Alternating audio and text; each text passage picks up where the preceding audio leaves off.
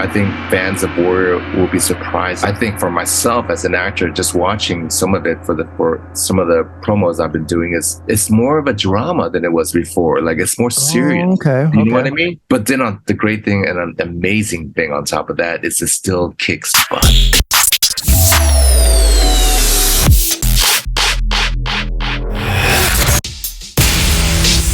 All right, Sifu Quasi back again, Kung Fu Chronicle fan, with Perry Yung from the Warrior season. Yeah, baby. And if you're not watching this amazing show, you're basically committing a crime in must-see TV. Okay, support the channel if you can, because I really appreciate it, and we're really trying to grow and keep things moving here, bringing you amazing interviews, and you let us know down below in the comments who you'd like to see. But drop a little like also, and let us know that we're doing things that you're enjoying so we can keep doing them, of course. Follow me on all of my social links if you haven't already, and that way you definitely won't miss out. Okay, here we go. Season 3 of Warrior already kicked off just a couple weeks ago. I know you're loving it, and if you are, we've got Perry Yung, aka Father Jun, back on the channel. He's here to talk about the season, how it finally got pulled together out of the ashes and back on Max where it belongs, and all that he's been up to since the last time we talked. So let's go. Today's a special day because I've got a guest who's been on before, and everyone's going to recognize him right away. Actor, musician, activist. We got so much to talk about. All around good guy, Perry Yung. Welcome back. How are you, sir? All right. Thanks, Quasi. Thanks for having me. It's an honor to be here. Man. Yeah. It's my pleasure, man. We had such a good talk. The last time we talked has been like a little over 2 years ago, when the end of Warrior Season 2 happened. And I know so much has gone on since then. So I want to catch up with you really quickly. But I got to say really fast, quick shout out. I saw that you were on a mutual friend, but kind of, you'll get it in a second. Sifu Mimi Chan, you were on her podcast a while ago. Right. You know Sifu Mimi, she's great. Fun fact, I don't know her personally, but her dad, Master Champoy, is technically my Sigong. My Sifu started with him in Walam at the Walam Temple down in Florida. And then when we first started, I'm in California, we started in Walam, and then my Sifu transitioned over to Eagle Club. It's always fun to kind of see the degrees of separation and stuff. So family. You guys are family. Absolutely. Right. So catch me up, man. 2 years going on. You've had a lot of projects and things. I'll even list a couple things that I've seen. I saw Boogie the other night, so that was amazing. Cool movie, basketball movie. Snakehead. You've been on episode of the Equalizer, which I actually saw you on. I watched that show. The Harvest, independent movie. A Father Son, Astonishing Little Feat. All these projects, man. So catch me up. What's been going on in your life? Obviously, besides the obvious. Well, the last time we talked, did we know if season 3 of Warrior was renewed? No, we didn't know. Yeah, I think it had just come on HBO Max, but we didn't know if season 3 was greenlit then. Yes, you're right. Right. So actually, it probably was canceled, right? Because when we left filming in season 2, we knew that we were guaranteed or told there was a season 3. Got it. So what happened was HBO was sold to Time Warner, and Time Warner cut like all the the peripherals. Like they wanted to stop original programming from Cinemax. So they cut, they stopped season 3 from happening. Right. And when season 2 aired, it's like probably when I started talking to you when we had our chat. We still didn't have it was over. Basically, they pulled the plug on Warrior, and everybody, obviously, fans and everyone was upset. But right when season 2 came on, it really took off, it just reached more audience because it became on HBO. HBO Max, right. HBO Max platform. Yeah. And then all these fans were like, wait, there's no season 3? What are you talking about? This show is so great. And so there were suddenly like 2 Facebook Warrior fan groups and a change.org petition to get a season 3. Yeah, the fans. Yeah, another organization that came out, COMA's Chinatown Organization for Media Awareness, took a full page out in the Hollywood Reporter, calling for this, to renew the show because this was sort of the beginning of the pandemic. Right. And there were a lot of reports of anti-Asian hate and violence, and HBO released a press message that said we support our Asian American artists because they give us, it's about culture. Yes. And so this page, this ad in the Hollywood Reporter said, if you really truly support Asian American artists, you would renew Warrior.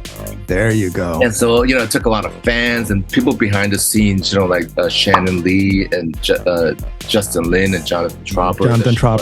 Right. Yeah, they also kept in touch with the people who could make it happen, and they were like, "Well, do you want a season 3? You know, we're still able to pull it back together."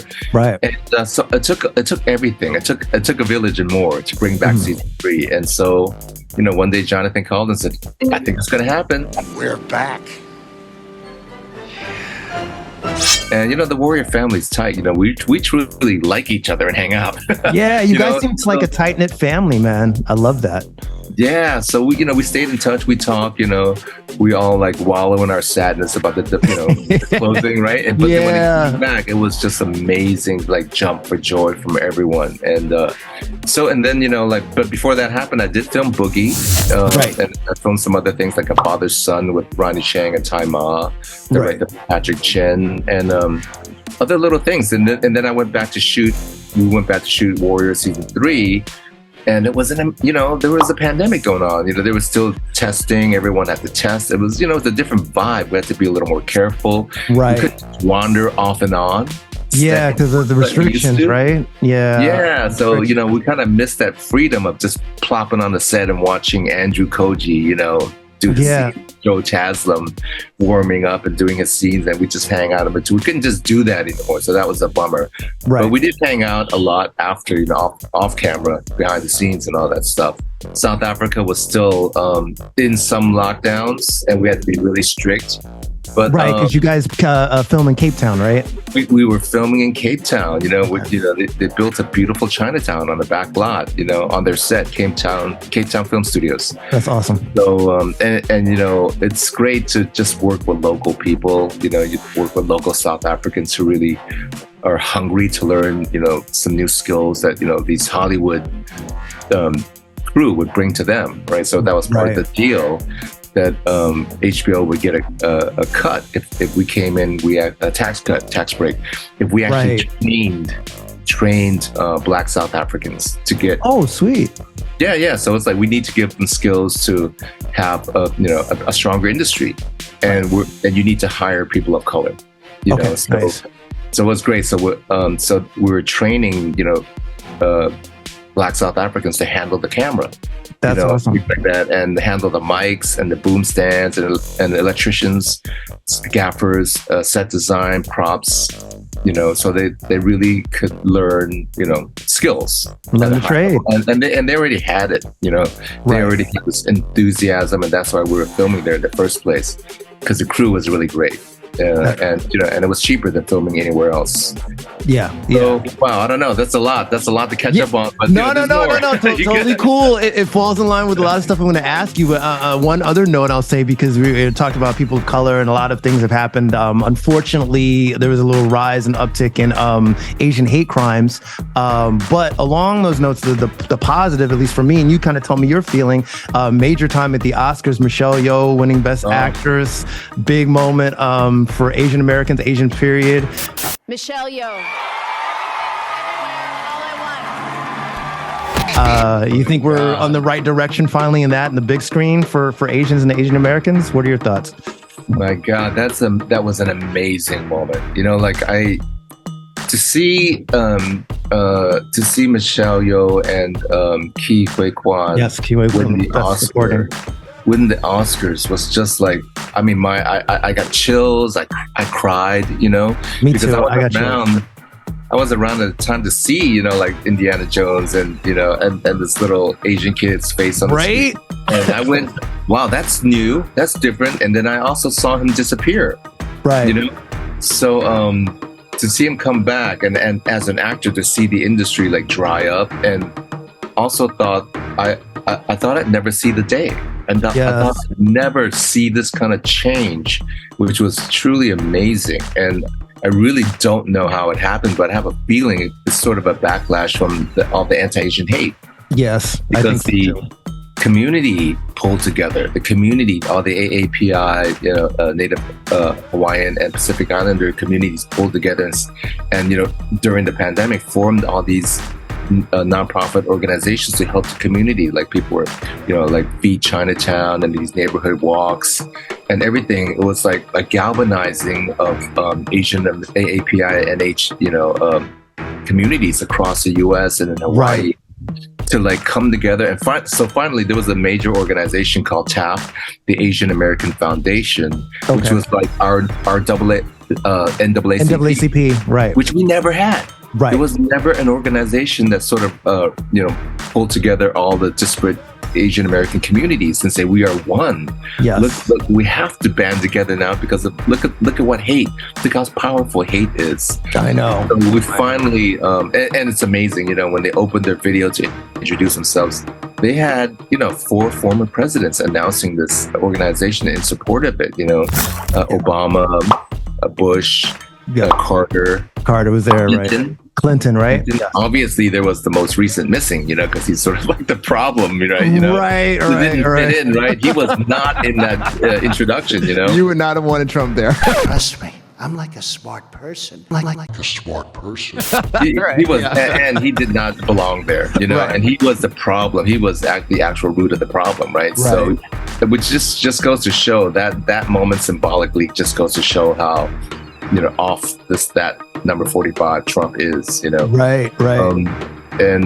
So organizations like that form, and they're actually approaching how to solve this sort of, anti-Asian violence, which is everyone's violence, right? Yes. It's all related, It affects all of our communities. Absolutely. Exactly. So they target, education, and look what Florida is doing to education, right? DeSantis, Right. It's like we have to up our education, Yeah, absolutely. Also, commerce, we have to band together and help each other's businesses, right? Yes. Look what happened in Tulsa, It's like when Black businesses started to flourish, they came down and Exactly. It's like we have to support each other. Exactly. Yeah. Coincidentally, we just finished celebrating Juneteenth, so it's finally a holiday. All these things kind of come together, man.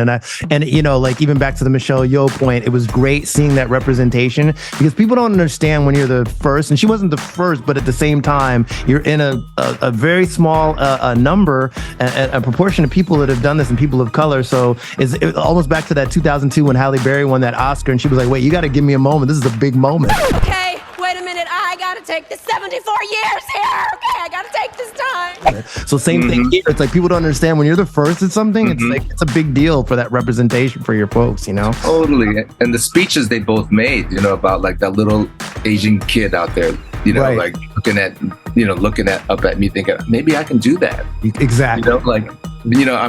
I was lucky that I had Bruce Lee when I was a kid, right? To look up at Bruce Lee and go, maybe I could do that. No, I can't. I'll never do that. But it's possible. But it is. And it shows what the power of representation can do. Simply seeing, right? And it's culture. Yes. Artists are the fabric or the thread that weaves together the fabric of culture. Without the arts, the voice of arts, what do we have? Right.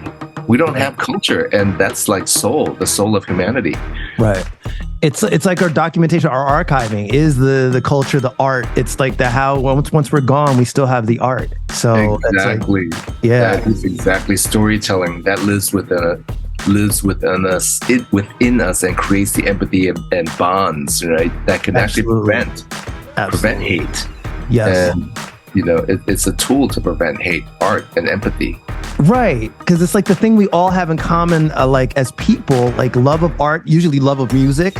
Some, no matter who you are, there's always some sort of love of music. It's the thing that brings us all together, and I want to see more of that. And so, speaking on your activism, I know I've definitely been keeping up with you in the last couple of years. You've been a lot more active, politically, socially. Like, have you always been in that mindset? Always been an activist since you were younger, or was this just recently because of a lot of things happening? Well, I've always been an activist in terms of art. So some might say we're artivists.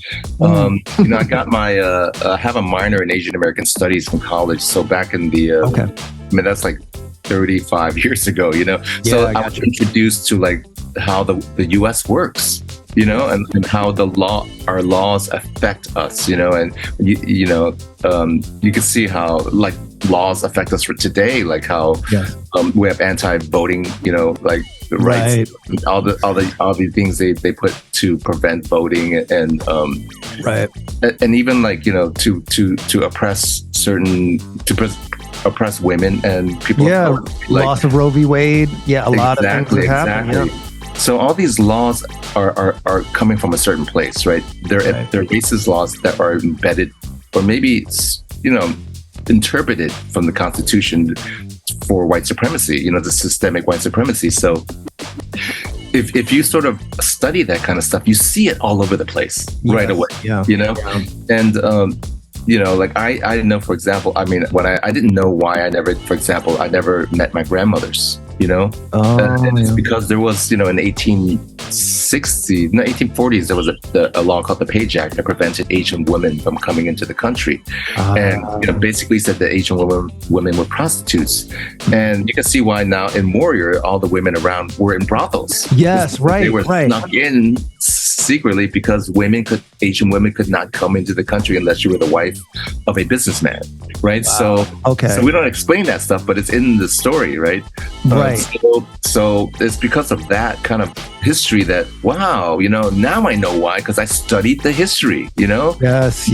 So like we actually, you kind of realize why the right want to keep us ignorant, or keep, most Republican voters ignorant, right? Like, right. It's like if you don't know the laws that are actually governing this country, it's all like, a lot of it is quite oppressive. So knowing that, I was, it just started to influence my art, because I'm basically just an artist musician. That's what I do, Yes. And I felt like my best forum, my best platform for my voice is through my art and music. So I would do, like, I had a group called Slant Performance Group of, 3 Asian men who told our stories. Yes, I've heard about. Okay, yeah. Yeah, what it's like about this before. Yeah, 3 Asian men. So, and things like that. And all our stories was basically a humorous, maybe not humorous, but empathetic look at our status in society. And hopefully you can get a better view of who we are.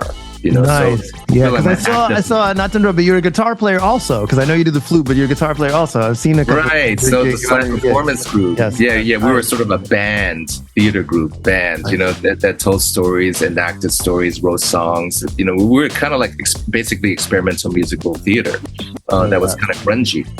So that was my activism, was through the music and through the art, because I felt like that was the most powerful way to change thought patterns. Yes. There are other ways, right? Like through, bills, writing laws, enacting laws and bills, and putting your body on the line and marching of course. in demonstrations. There's all kind of ways to be an activist, but I thought that, because I'm an artist, that would be the best way for me to do it.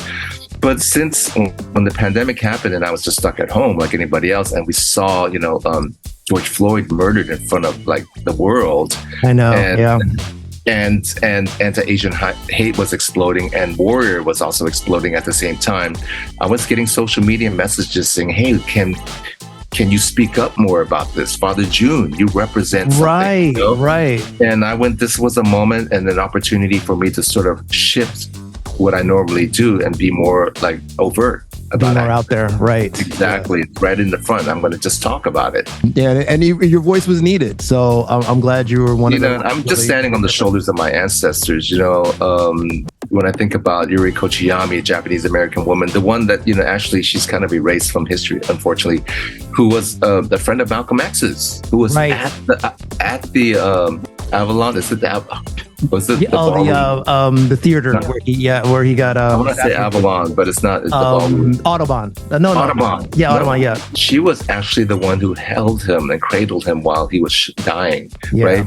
She was a close friend of his. So a lot of people don't know that. And there's also Grace Lee Boggs, and a Chinese woman who married a black civil rights. Is it Joe Boggs? Anyway, then they moved to Chicago to start, organic farming. Right. In urban, because it was a grocery desert, right? It was a food desert in Detroit.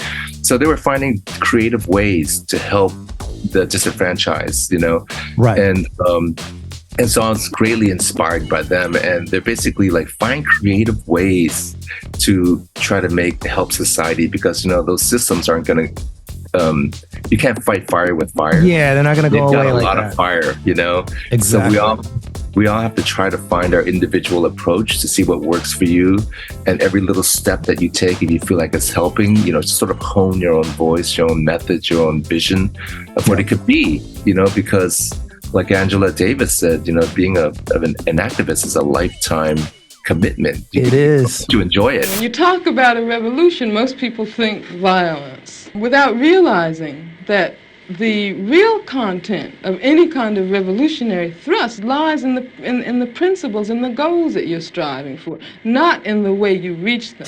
Yeah, it is, and so important. Yeah, no, I'm glad you brought that up. So switching gears a little bit, because I want to move on to some of the projects you mentioned before, and I just saw it. I was like, I didn't even realize the project was so cool. Boogie. So you played the dad. The main character is trying to become an NBA star, and it kind of hit close to home because I'm from New York. I'm a New York kid. I think I told you this first time. I actually was raised in Queens, so to kind of see some of the backdrops and stuff. Oh, I know where that area is and stuff is really cool. But how was that? How was that whole project for you? And well, Eddie Huang is an amazing, dynamic, powerful voice. Eddie Huang has an amazing, dynamic, and powerful voice about how he sees society, and it's also kind of it's in line with mine in terms of solidarity between people of color. Yes. Boogie is basically bringing together. It's about an interracial relationship between an Asian basketball player and a black woman. And a black one, yeah. Right, and that's almost never told in Hollywood. And so it's a rare pairing, but it exists. It definitely exists. If you know enough people, you would see that there are black Asian couples, out there. And so he's telling a rare story, and it's about identity, right? Because, and I feel like Eddie has spent a lot of his life struggling to fight systemic oppression also, and racism and bullying, when he was a kid. And so by bringing the two together, he's saying, look, we don't have to be whitewashed. We don't all have to have a white mentality. I can walk and talk like I'm black because I grew up around black people, right? That's Eddie's thing.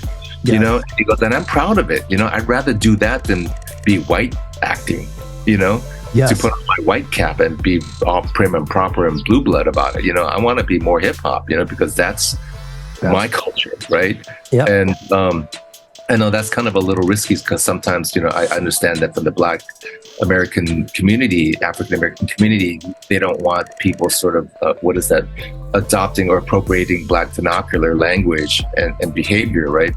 Right. You don't want people to fake it, but at the same time, that's the culture you've come up around. It's like things rub off. It's like, your product of your environment. Absolutely. I was born in Oakland. I know what that is, and we're white people, we're the minority. So most of my friends were Chinese, Black, and Mexican. And our behavior, our vernacular, our language was very Black, actually, right? Yes. I mean, I remember the 70s. There was jive talking, Yeah, man. Jive, See where I'm coming from, you jive, mother. Exactly. And it's like I wasn't pretending anything, Right. And it wasn't commodifiable yet at that time. It was just what we did, Yeah.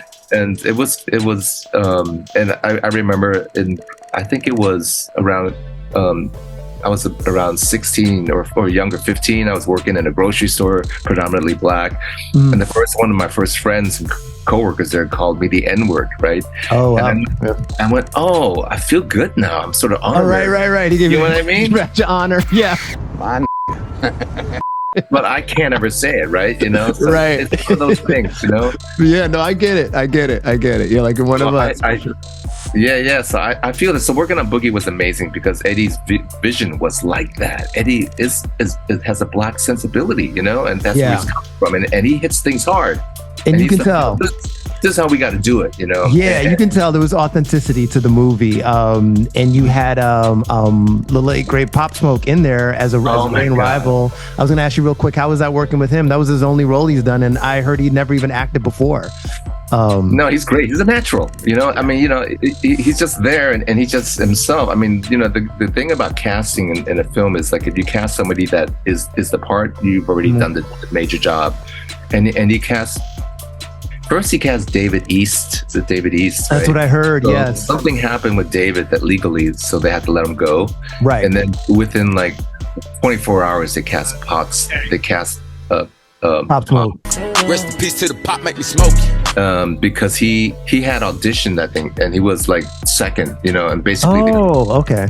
You know what? Don't quote me on that. I don't know exactly what happened. It's not like a fog right now. Next thing you know. No. Yeah. I get. I read a little bit about it, but I heard that Eddie Wang had heard that he also played ball for a while. Pop Smoke. He was a ball player back in the day, too. So yeah, I think everything just kind of came together nicely with that. So. Right.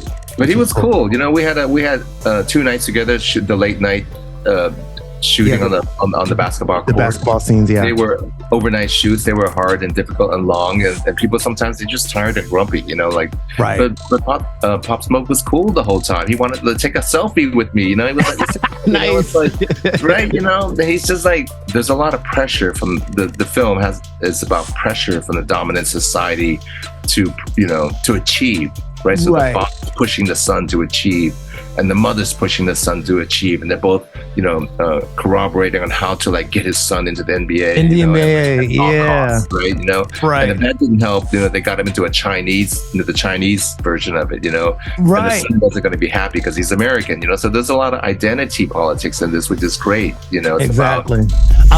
Briefly, when I saw you on, because I actually watched the show on the Equalizer one night, I was like, oh God, there's Perry on there. How was that experience working with that cast, Queen Latifah, all those guys? That was kind of a fun episode to watch you in. That was one of the sweetest productions I've ever had the privilege to work on. I had just filmed The Harvest in Los Angeles. I want to talk about that too. Yeah, so I was leaving and I was getting on an airplane and I got a message from my manager and it was like an offer to do The Equalizer. Nobody did anything. Nobody stood up for us. Nobody helped her. We were alone. And I went, this was sort of, I was hearing things about, China bashing at the same time. Right. And I went, okay, like I told my manager, I gotta read the script because I don't want to play a character that's about China bashing at all. Right. Yeah, of course. And so I got on the plane back to New York, and when I got off the plane, I got the script, and I was like, oh my God, this is about anti-Asian hate. And the character they want to cast me in is an ex-police officer who turns vigilante because the police won't do anything to find these the people who perpetrated this murder against one of the elder Asians in the community. Right. So I went, oh my God, this is right up my alley. This is exactly what I've been doing for the last 2 years, looking at this stuff, processing this stuff. This is my role, and somehow they found me. Yeah, that was cool. Role. Great casting. They didn't even. This is one of those roles where I was fortunate and to be at a level where I guess they knew who I was and just offered me the role. So it was a direct offer. I didn't have to audition for it. Right. But I can see why, because if you just look at my social media, it's like I'm that guy already. Right. I'm that. Yeah. You were there. They saw it as like, yep, that's Perry. That's his role. Yeah, it was exactly. Really cool. Except I never played a cop, so this is my first role as playing a cop. Oh, there you go. Okay. So it was really interesting to play a cop. But I think the writers did an amazing job. She did her research. She really wanted to get things right and do things right by the Chinese American community. Yeah. She kept running things by Liz, who was a cast member of. Filipina cast member of Equalizer and saying, yes, right? Yes. This is you right? And she was, so she'd comment on things. And I think one of the producers who was black says, you know what, this character has to win. Right. He has to win. He has to come out on top. He's not going to be the puppet of the show where the voices are, where it's our voice. And we just like, a lot of times these cop shows, more often than not, about Chinatown is these cops go into Chinatown to figure out the murder for them, and they leave, and they're the good guys, Right. Right. But not in this show. Not in this episode of Equalizer. And I was actually quite impressed and how well they did it. That I actually reached out to other members of Asian American community in media and journalists and say, hey, we have to cover this, not for me, but because Hollywood is doing something right with this episode. They're centering our voice. They're making sure that our voice is heard and it's not about their voice. It's very timely. So we got a couple of interviews and we got bigger extra media because of that, which was I'm proud to have said that had a little finger in getting that done, a little hand in getting that done. But Queen Latifah, such a pleasure. She's so generous, so sweet, so professional. So funny, Yeah. So good, I've been lucky to meet her one time in my career, and she was a blast. And I was just like, I'm up here stargazing because I'm like, oh my God, that was more like the artist thing because I grew up like listening to Queen Latifah, MC Lyte, and all those guys. But yeah, it's great to see her now like on the screen doing her thing, TV wise. It's amazing. She's just professional and sweet. I had such an amazing time just doing the scenes with them, sitting around the table all day long. They're turning the cameras around, the close-ups on you, and we just do the scene over and over for the different shots. Right. She's just so cool the whole time, That's great to hear. And, she just puts you at ease, and it feels like you're hanging around with a friend. Right. That's pretty awesome. But keep it real now. Do you think Queen Latifah could really beat you in a fight? Hands down, I think she could. No, okay. As sweet as she is, I think she's still tough. I'm going to come back here and give you the real deal. I wanted to mention your project, The Harvest. You've been doing a lot of independent movies. I haven't gotten to see the movie yet. I remember you did a premiere out here in LA, and I was trying to get out there, and my scheduling, so I wasn't able to make it. But talk to me a little bit about this one. You play a dad again in this one too. You're doing a lot of dad roles. I'm doing a lot of dad roles, man. I mean, I aged into that bracket. The right funny on. thing, when I started, I was in the 90s. I was too young I was like. In the 90s, there was no industry for Asian Americans. When we're talking about like the Oscars now, I actually dropped out of film and television because there were no roles. There were no roles. And white folks were taking Asian roles back then. You come a long way since John Wayne was playing Genghis Khan, right? You return empty-handed from the chase, my son? Not so, fine gazelle. Now we seek bigger game, Hunlin. Exactly. So we've come a long way. And so The Harvest, when that came about, it was Dua. So the writer Dua Moi is Hmong, right? An Asian ethnicity. They're like the largest group of Asians that don't have a country, right? There's Hmong people in Laos, Hmong people in Vietnam, right? Thailand, right? So they're like a huge sort of like clan afloat, with a lot of different, or a tribe of different clans floating through different continents, and they're just united by culture, right? There's no government. Right. The only reason I know, not to interrupt you, but that I know about that culture is because of the movie Gran Torino, which I think Doe was in years ago, and I remember there's this whole thing about this is where we come from, and I had no idea about that. I'm totally ignorant when it comes to that culture, but it was interesting. Where the hell is Hmong? I mean Hmong, anyway. Wow, you're so enlightened, you know that? No, Hmong isn't a place, it's a people. Hmong people come from different parts of Laos, Thailand, and China. Well, you're not the only one, because no one's telling the story, right? Until now. So that's why that's why I think this is such a powerful voice, and I think that unfortunately it's so special that people don't know how to handle it, in terms of marketing and distribution. And so we're doing a festival. We're on the festival circuit now, and to sell it to a distributor, and when that happens, then you'll be able to stream it, and it'll be in the theaters and things like that. Okay. But so he was in Gran Torino. Right. He was the fighter. He was the lead gangster. Yeah, right? he was the cousin. Right. And the gang. Yep, I remember that. Right. So that movie put the Hmong community on the map, and it's actually one of Clint Eastwood's greatest movies, right? Yeah. And people don't, if you name a Clint Eastwood movie, that might be one of them, Right. And people don't give the Hmong credit for that. It's like, hey, we made that movie great, our culture, right? It was all about, it was really about that Asian culture. Yeah. Absolutely. So after that filming, Dua thought, you know what? I don't know if I'll ever get cast in another movie. This is like a fluke, right? So he set out to write the script, because at least then he'll have a movie that he can act in. Right. And it took, good idea. That took 10 years, and it's such an incredibly beautiful, authentic film about a father-son relationship, and also then family, mother, sister, and its relationship to immigration, or first generation assimilating into American culture, and what is that like coming from another country that's really strong culture, right? All the Hmong have is culture. Right, they only have their culture. They don't have land, so they value their culture tremendously, and so Dua has to fight that old patriarchal sort of Confucianist culture. Where it's also you see in Warrior from Father Jun. It's like, listen to the father. You have to behave. Who the hell do you think you are? I'm your son. The movie, is about fighting that, becoming who you are, and allowing the old culture, like that I represent, sort of crack a little bit to see the potential of the new culture. Right. So it's not a beautiful, easy film. It's not an easy, fun film where everyone's changed for the better at the end. But in terms of patriarchy, it's such a strong, claw, right? That if you crack it a little bit, it's huge.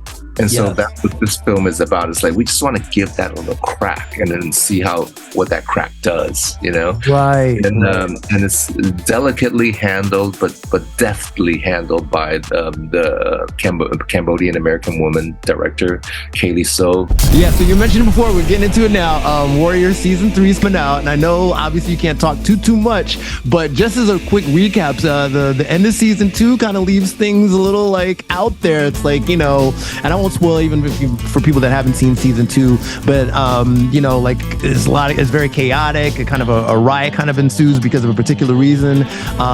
Between now, so you have the Irish facing off against the Tongs, and it gets kind of crazy. But a good resolution at the end, at least to me, the way they kind of sew things up. But Father Jun ends up kind of taking a step away. He moves away, and it's like he takes a walk away, and young Jun is put in that leadership position. You're honoring your long years of leadership and celebrating your retirement. I guess a broad question, what can we kind of expect that you can tell us in season 3 kind of starting off? What can you share? Well, I mean, if you're a fan of Warrior, you'll know that season 1 is very different from season 2, in terms of this story-wise and relationship, how these characters relate to each other.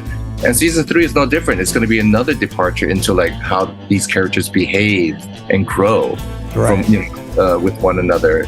So I think you'll see more of that. I think fans of Warrior will be surprised at how much more. I think for myself as an actor, just watching some of it for some of the promos I've been doing, it's more of a drama than it was before. Like it's more serious. You know what I mean? You really feel like, oh, this is an HBO drama.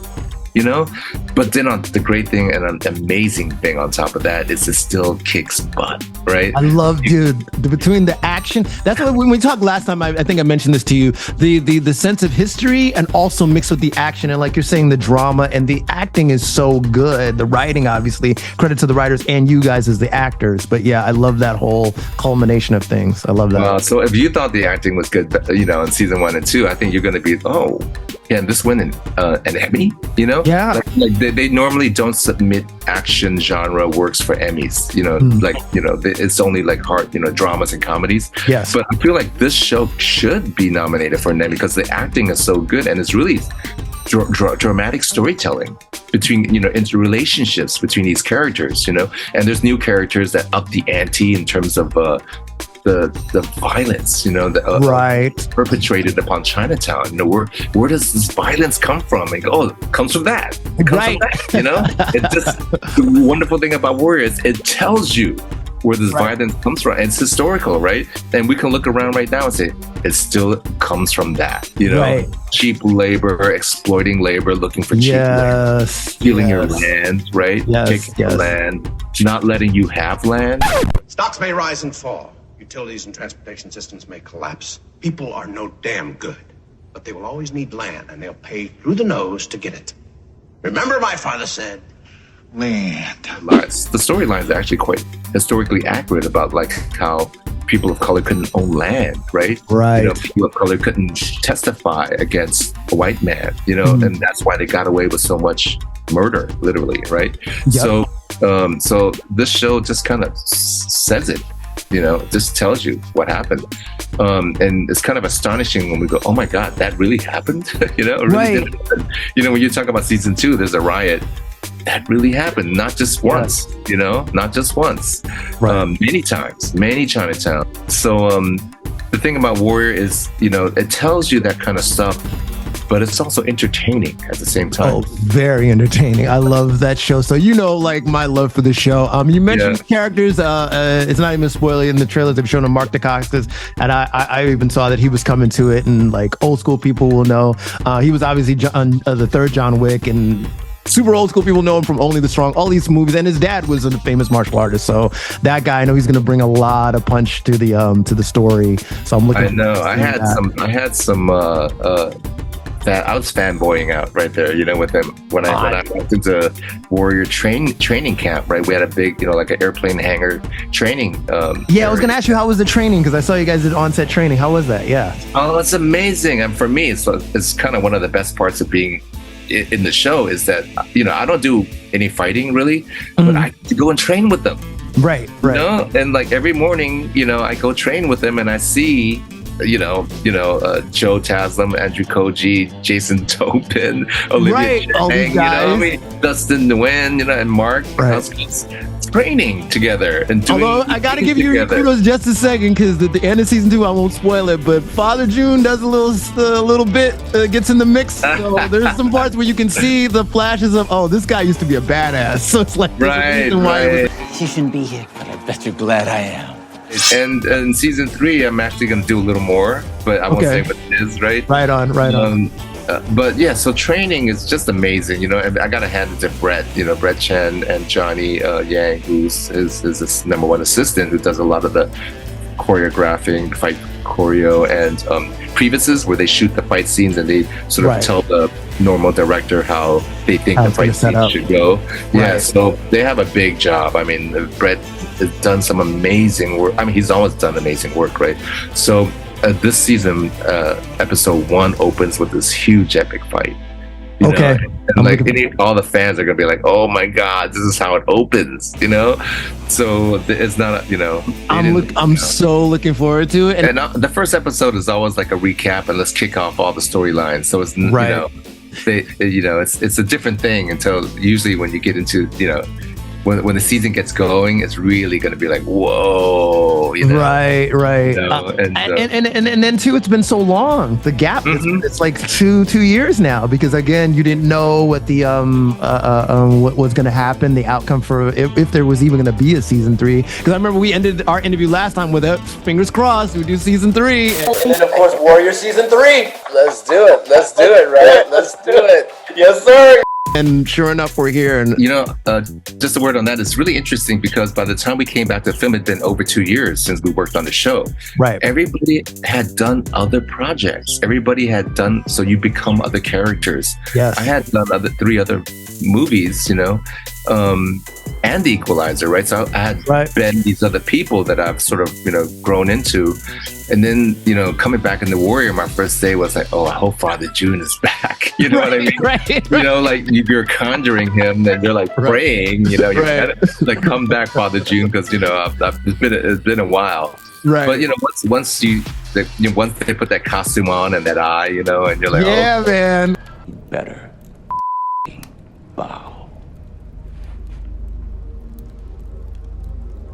You know, I'm sure you couldn't help but fall into character right away. Exactly, and everybody else too. You know, you just see, and I, you know, you just watch, you know, seeing the Chinatown Squad back. You know, Kieran Boo and you know, gonna see what Myling's up to this year and what she's gonna like do. Like, so exciting. It's like it's like high school. We're back. You know, what'd you do that summer? You know, now we're back. You know, it's kind of like a bunch of friends and.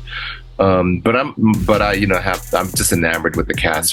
I feel like they're so committed and talented, and I'm blessed to see, you know, them all sort of navigating the new sort of like roles, you know, and well, not roles, but new situations were put in. Like Father Jun, you know, goes on vacation, and when he gets back, what happened to him?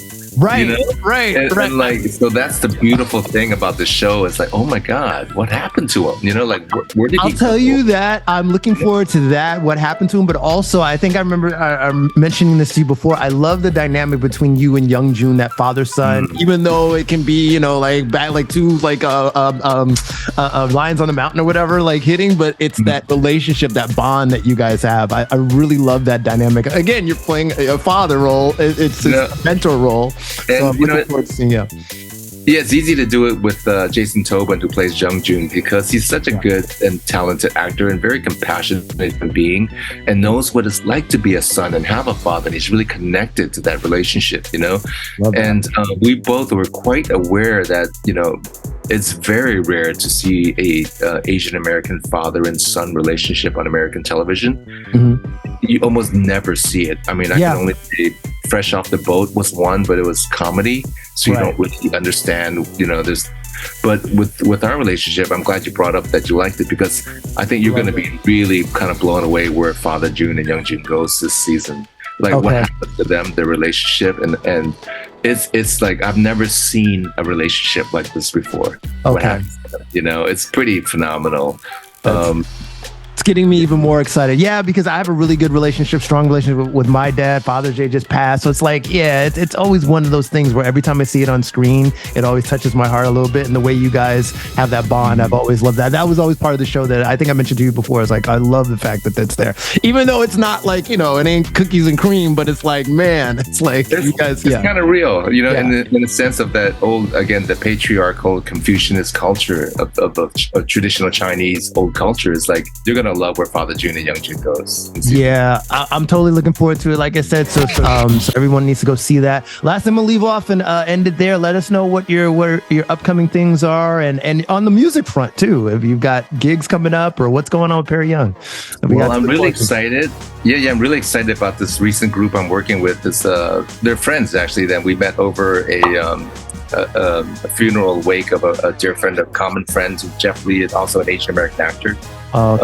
So when he passed away, a couple of us who played instruments thought, I want to sing a song at his wake, and it turned out, hey, if you're going to do that and you're going to do that, why don't we play as a group, And then so we got together as a group and we learned a couple of songs. So one of the musicians, Billy Asai, wrote a song called Stop Asian Hate, which I thought was really brilliant. And I thought, let's record that song, And we recorded it, and it turned out that there were several occasions that rallies that allowed us to play the song live. And we had such really good feedback that we thought, we have to make a little film about this.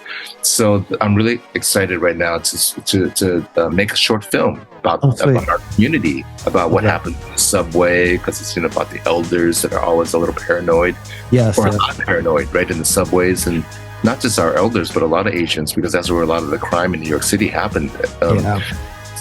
So we're making a little film about that. I might need your help, because we're going to do a little GoFundMe or Kickstarter to sort of raise funds to finish it. Let me know for sure. I'll definitely promote, definitely donations going for sure. So the other thing I'm really excited about is there was Netflix has a new series that's going to premiere. They just dropped the trailer, The Three Body Problem. Okay. It's a sci-fi book. Liu Xichin. This book was like #1 on a lot of sci-fi lists. It also won a huge international award for sci-fi writing. Okay, nice. And so Netflix bought the rights, or Netflix is producing it with the writers from Game of Thrones. So this is their new series, and I have a role in this film, which I'm very excited about, and I also play a father. Nice, the story is about it's about a woman who makes contact with the first time humans make contact with aliens. Okay, so, gotcha. It's going to be a huge thing. I'm really excited about that premiere. Nice. Yeah. Okay. Well, yeah, definitely. I'll be looking out for that, and your future projects and things to come, and Warrior Season 3. All right. Thank you so much, Kwasi, for having me. It's always back at you, man. Yeah, no, right back at you. Thank you so much again for doing this, man. I really appreciate you. Okay, there it was. Did you enjoy that? Learn something new about Perry? I know I did, especially about his activism. The guy is doing so much, and it's amazing stuff. Listen, let me know down below in the comments, not only if you like the interview, but also who else you'd like to see me interview from the Warrior cast. So we'll get them on here. We'll talk even more Warrior, fight scenes, choreography, all that cool stuff. I got some people in mind, but I want to know who particularly you guys would like to see. Or DM me up on Instagram. Either way, I'm good with that. Listen, guys, if you like this interview, check out a couple more right here that I'm sure you'll enjoy. So keep on watching those. Plus, Warrior, you know the deal. New episodes drop every Thursday, and you don't want to miss out. And if you haven't caught up already, go to the Max app. That's Max, formerly hbomax, to go on there, check out all 3 seasons of Warrior, catch up, and of course, see new episodes. They drop every Thursday.